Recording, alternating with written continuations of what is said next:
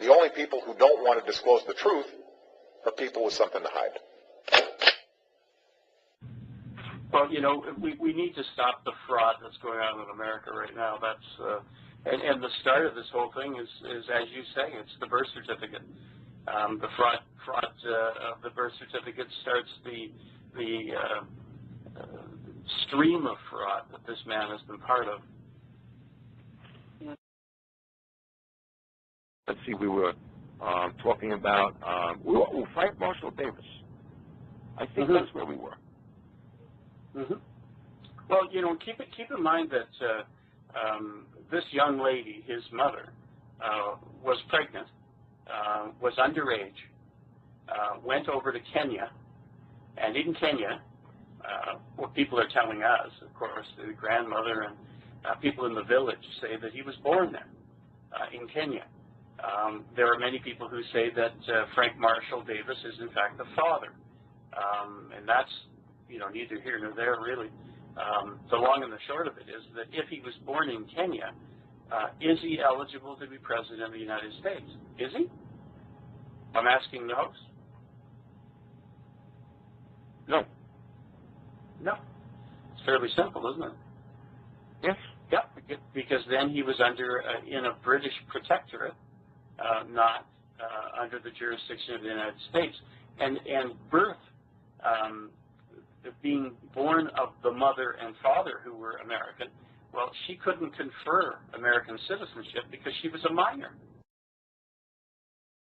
I'm not sure which show, but we spoke recently about the deaths of Mr. Breitbart, Mr. Hastings, and Mr. Clancy, and that they're all tied together because of the book that Tom Clancy was working on. I think it was the show with Brandon Walker.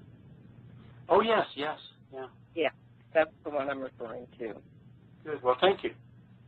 And my question is, I'm on the Internet quite often, and I do a lot on YouTube, and I got a comment that I'd like to know how you would answer this.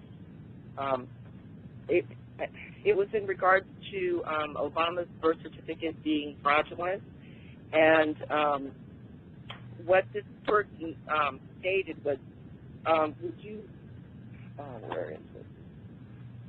Mona, as an experiment, next time you fill in your tax return, use your partner's Social Security number or make one up and see how fast the IRS gets back to you. You present... Your president has been using the same Social Security number since 1980, and you think the IRS wouldn't have noticed it by now?